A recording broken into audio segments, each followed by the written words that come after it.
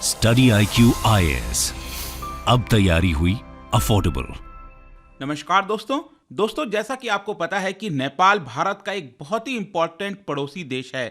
लेकिन पिछले कुछ समय से आपने देखा होगा कि चाइना का जो इन्फ्लुएंस है नेपाल में वो बड़ी मात्रा में बढ़ा है और इसकी वजह से 2 हफ्ते पहले जो नेपाल के अंदर इलेक्शन हुआ था वो बहुत ही ज़्यादा इंपॉर्टेंट हो जाता है। वैसे मैं आपको बता दूं कि ये जो इलेक्शन हुआ था उसके लगभग सभी रिजल्ट्स आ चुके हैं। अभी भी काउंटिंग जारी है क्योंकि आपको समझना है कि नेपाल में वहां पर जो ईवीएम मशीन है उसके माध्यम से वोटिंग नहीं होती। जो बैलेट सिस्टम होता है ना, जो पहले हुआ करता था भारत में, उसके माध्यम से होता है, तो लंबा समय लग जाता है।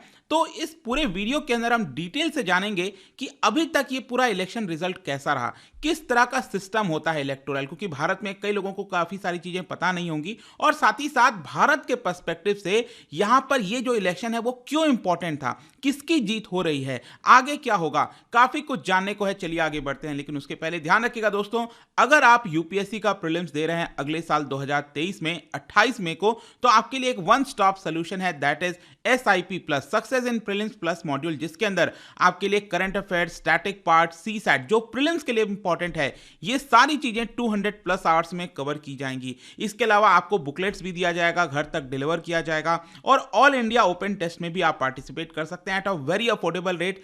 जस्ट 6000 में आपको ये सारी चीजें मिल जाएंगी। आपको हमारे वेबसाइट और ऐप पर जाना है और कोड इस्तेमाल करना है अंकित लाइव। इसके अलावा NCERTs वगैरह जो आपका कल से स्टार्ट हो रहा है, again this is a very important, इसको भी आप ज्वाइन कर सकते हैं by the same code Ankit live. और इसके अलावा अगर आपको और MCQs अटेम्प्ट करना है तो मेरे इंस्टा पेज पर जाइए, वहां पर स्टोरीज में जितने भी MCQs हैं उसको आप अटेम्प्ट कर पाएंगे। चलिए शुरुआत करते हैं और सबसे पहले देखते हैं एग्जैक्टली हुआ क्या। देखिए 20 नवंबर को, लगभग 2 हफ्ते पहले नेपाल के अंदर इलेक्शन हुआ था। और ये जो इलेक्शन है वो जो जैसे भारत के अंदर लोकसभा का इलेक्शन होता है ना पूरे देश के लिए कि अल्टीमेटली कौन सी पार्टी पावर में आएगी, प्राइम मिनिस्टर कौन चुना जाएगा, इसके लिए भी हुआ था। और जैसे भारत के अंदर राज्य हैं वैसे ही नेपाल के अंदर 7 प्रोविंसेस हैं, उसके लिए भी वहां पर इलेक्शन हुआ था। लेकिन अभी तक जो वोट्स हैं वो अभी भी यहां पर टैली किया जा रहा है। जैसा मैंने बताया कि बैलेट सिस्टम है वहां पर।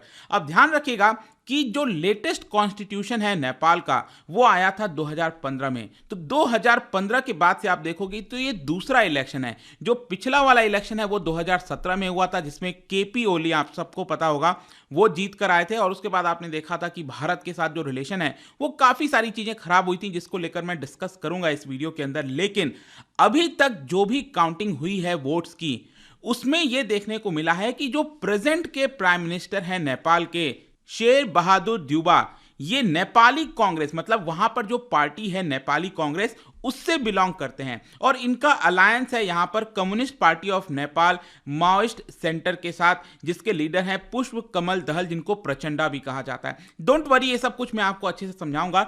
तो यहां पर क्या है कि अभी प्रेजेंट में जो प्राइम मिनिस्टर हैं शेर बहादुर देउबा, उनकी पार्टी लीड कर रही है एंड मोस्ट प्रोबेबली जो प्राइम मिनिस्टर हैं वही शायद बनेंगे। लेकिन काफी सारी चीजें चेंज हो भी सकती हैं, ध्यान रखिएगा, क्योंकि नेपाल में क्या है ना कि जो अलायंसेस हैं वो टूटते बनते रहते हैं, बहुत ज्यादा वीक अलायंस होता है। ध्यान रखिएगा, अभी तक नेपाल में फुल टर्म की कोई भी सरकार नहीं बनी है। जिस तरह से पाकिस्तान में आपने देखा है कि किसी भी प्राइम मिनिस्टर ने पूरा कार्यकाल अपना नहीं कर पाए, उसी प्रकार से नेपाल में भी कुछ वैसा ही हाल है। आप देख सकते हो यहां पर जो KP ओली हैं, और दूसरी तरफ यहां पर आप देख पाओगे ही इज शेर बहादुर देउबा, जो कि प्राइम मिनिस्टर हैं इस समय। तो मोस्ट प्रोबेबली उन्हीं की सरकार बनने का है। लेकिन लेट्स सी क्या होता है। पहले तो हमें यहां पर समझना है कि नेपाल के अंदर इलेक्टोरल सिस्टम है क्या।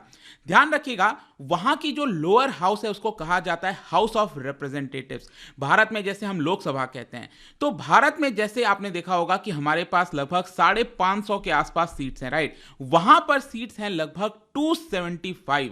लेकिन जैसे भारत में क्या होता है, first past the post system होता है। जितना भी लगभग 550 जो सीट है लोकसभा में भारत के अंदर 545 के आसपास, तो उसमें क्या होता है कि जिसको भी मेजॉरिटी मिल जाती है हर कॉन्स्टिट्यूएंसी में, वो आपका जीत जाता है। मतलब कि मान लो 4 कैंडिडेट खड़े हुए हैं, अगर सबसे ज्यादा वोट यहां पर किसी एक कैंडिडेट को मिला 36%, तो वो जीत जाएगा। उसको first pass the post system कहते हैं। लेकिन नेपाल के अंदर क्या है कि ये जो 275 मेंबर्स का पूरा हाउस है, इसमें 165 जो मेंबर्स हैं वो first past the post system के हिसाब से चुने जाते हैं, जैसे भारत के अंदर इलेक्शन होता है। लेकिन बाकी के जो 110 मेंबर्स हैं वो प्रोपोर्शनल रिप्रेजेंटेशन के हिसाब से चुने जाते हैं। मतलब कि यहां पर हर एक पार्टी को कितना परसेंट वोट मिला, किसी को 10% वोट मिला तो यहां पर 10% जो सीट है 110 का वो मिल जाएगा, मतलब 11 सीट्स मिल जाएंगी। आई होप कि आप समझ रहे होगे।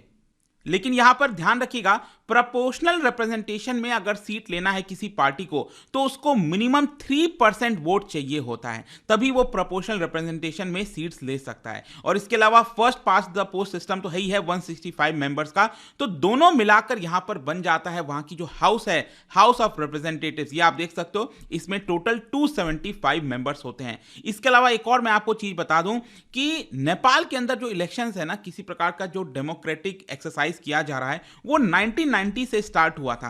अभी भी उस समय क्या था कि राजा का शासन था, लेकिन यहां पर कुछ ना कुछ इलेक्शन होते रहते थे। तो 1990 से लेकर आप देखोगे तो लगभग 32 गवर्नमेंट्स बन चुकी हैं नेपाल में।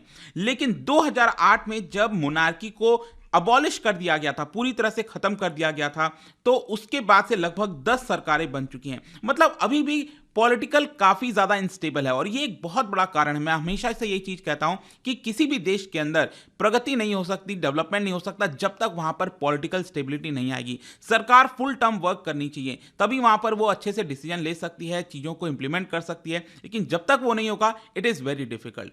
अब यहां पर क्वेश्चन है कि पहले क्या हुआ था। देखिए, जो पिछला वाला इलेक्शन हुआ था 2017 में, यहां पर आप देख सकते हो उस समय जब इलेक्शन हुआ था तो केपी ओली, अब केपी ओली कौन से पार्टी से बिलोंग करते हैं? ये बिलोंग करते हैं सीपीएन यूएमएल। अब सीपीएन क्या है? Communist party of Nepal. UML का मतलब हुआ यूनाइटेड मार्क्सिस्ट लेनिनिस्ट, ठीक है। तो ये केपी ओली की पार्टी है। तो क्या था कि केपी ओली जब यहां पर प्राइम मिनिस्टर बने थे तो उनके साथ आप देख सकते हो ये जो बाकी के दो कम्युनिस्ट पार्टी ऑफ नेपाल है, मार्क्सिस्ट सेंटर और ये माओइस्ट सेंटर है, ध्यान रखिएगा, दिस इज माओइस्ट सेंटर, और यूएस का मतलब हो गया यूनिफाइड सोशलिस्ट, ठीक है।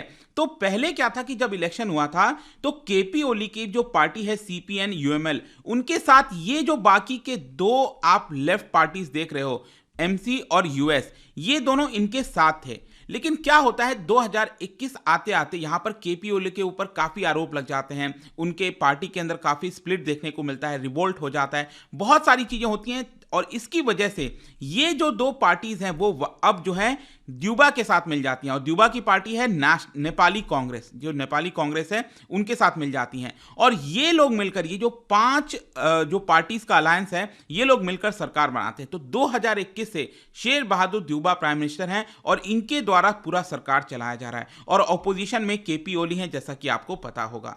इनफैक्ट उस समय तो केपी ओली ने बहुत कोशिश किया था कि ये जो पूरा हाउस है उसको डिसॉल्व कर दिया जाए, ठीक है, प्रेसिडेंट के साथ मिलकर। प्रेसिडेंट आपको पता है विद्या देवी भंडारी, उनके साथ मिलकर, क्योंकि विद्या देवी भंडारी एक प्रकार से सपोर्टर हैं, मतलब उसी पार्टी की ही, लेकिन यहां पर प्रेसिडेंट बन गई थी वो, लेकिन वो पूरी तरह से केपी ओली को सपोर्ट कर रही थी। तो केपी ओली चाहते थे कि यहां पर इसको डिसॉल्व किया जाए, प्रेसिडेंट ने भी कह दिया था कि हाँ डिसॉल्व कर दो, लेकिन सुप्रीम कोर्ट, वहां की जो कोर्ट है, उन्होंने कहा कि नहीं, ये अनकॉन्स्टिट्यूशनल है, आप इस तरह से नहीं कर सकते।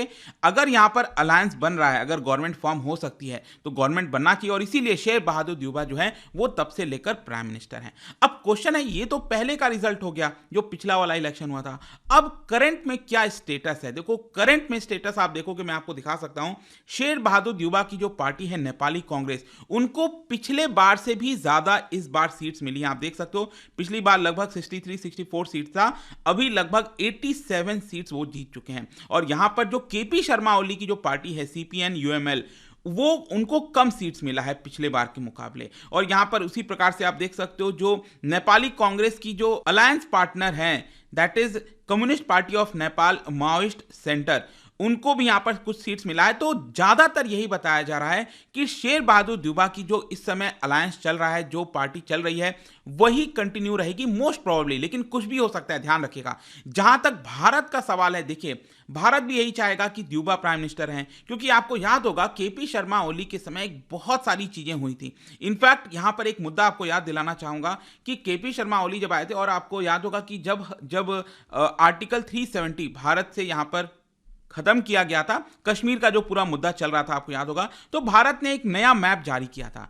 अब जो नया मैप था वो पहला जैसा ही मैप था, यहां पर कोई चेंजेस नहीं था नेपाल बॉर्डर के साथ, लेकिन चेंजेस हमें कहां करना पड़ा था? कश्मीर में, क्योंकि यहां पर जो जम्मू कश्मीर है वो यूनियन टेरिटरी में बन गया था, लद्दाख अलग हो गया और जम्मू कश्मीर अलग हो गया था। लेकिन केपी शर्मा ओली ने इसका यहां पर फायदा उठाया और यह कहा कि भारत ने नेपाल का जमीन अपने मैप में लगा दिया है। यहां पर जो 3 एरियाज हैं, उत्तराखंड का आप देख सकते हो, ये उत्तराखंड है और यहां पर नेपाल बॉर्डर है, और यहां पर आप देख पाओगे 3 एरियाज हैं, एक है लिम्पईदुरा, दूसरा है कालापानी और तीसरा है लिपू लेक पास। नेपाल क्लेम करता है कि ये जो एरिया है वो भारत ने इलीगल ऑक्यूपाई किया हुआ है। अब देखिए अगेन, ये मुद्दा ब्रिटिशर्स टाइम से चलता आ रहा है, लेकिन केपी शर्मा ओली ने इस मुद्दे को बेसिकली 2019 के बाद से उठाना स्टार्ट किया, और इसीलिए दोनों देश के जो रिलेशंस है वो काफी खराब हुए थे। और आप इनफैक्ट देख भी सकते हो यहां पर जो नेपाल है उन्होंने यहां पर एक नया मैप भी जारी कर दिया, और आप देख पाएंगे यहां पर ये वेस्टर्न साइड में ये जो एरिया है उस नए मैप के अंदर अपने मैप में यहां पर दिखा दिया। तो ये सारा जो मुद्दा चल रहा था उसकी वजह से दोनों देश के बीच में जो रिलेशंस है बहुत खराब हुए थे। इनफैक्ट मैं आपको बताऊं तो अभी भी जो ये इलेक्शन चल रहा है 2022 का, इसमें भी केपी शर्मा ओली ने फिर से प्रॉमिस किया है कि उत्तराखंड में ये जो एरिया है कालापानी, लिपू लेक और लिम्पईदुरा, इसको नेपाल वापस से कंट्रोल में लेगा अगर वो जीतकर सामने आते हैं। तो अगेन भारत तो यही चाहेगा कि यहां पर जो द्यूबा है वही प्राइम मिनिस्टर बने रहे, क्योंकि जब द्यूबा प्राइम मिनिस्टर बने थे तो आप देख सकते हो यहां पर वो इसी साल अप्रैल के महीने में भारत विजिट पर आए थे और यहां पर वाराणसी गए थे, काशी विश्वनाथ टेम्पल वगैरह, और उसके बाद से काफी हद तक जो रिलेशन है दोनों देश के बीच में वो वापस से सुधरी थी।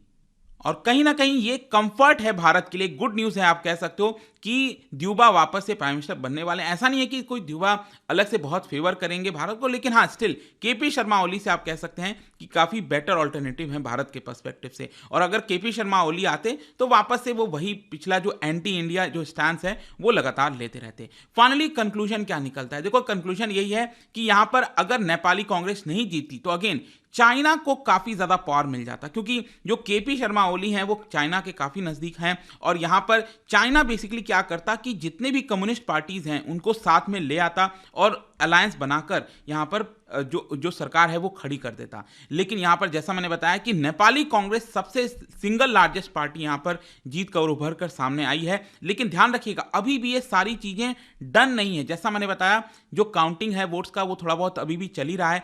यहां पर कौन सा पार्टी किसके साथ मिलकर सरकार बनाएगा, मे भी कल आपको सुनने को हो सकता है कि जो शेर बहादुर द्यूबा हैं जो प्रेजेंट में प्राइम मिनिस्टर हैं, हो सकता है वो केपी ओली के साथ मिल जाएं। हो सकता है कि यहां पर जो केपी ओली हैं वो प्रचंडा को यहां पर काफी सारी चीजें ऑफर कर दें जो प्रचंडा रिफ्यूज नहीं कर पाएंगे। तो कुछ भी हो सकता है अभी, लेकिन स्टिल एक काफी कंफर्ट है यहां पर इस इलेक्शंस को देखते हुए। आपका क्या सोचना है इसको लेकर, let me know in the comment section. और जाने से पहले एक इंटरेस्टिंग क्वेश्चन यहां पर ज्योग्राफी से है, क्या आप बता सकते हो कि यांग याप पास, इस पास के माध्यम से कौन सी रिवर बहती है? ठीक है, इसका राइट आंसर आप सबको पता है, मेरे इंस्टाग्राम पर तो मिलेगा ही, वहां पर अगर आप नहीं हो कोई बात नहीं, टेलीग्राम से भी ले सकते हैं इसका सही उत्तर। मैं कई सारे जो एमसीक्यूज हैं वो यहां पर स्टोरीज में डालता रहता हूं।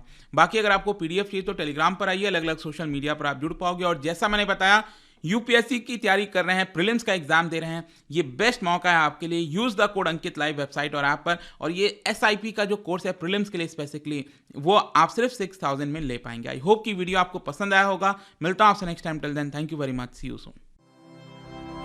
स्टडी IQ IAS, अब तैयारी हुई अफोर्डेबल।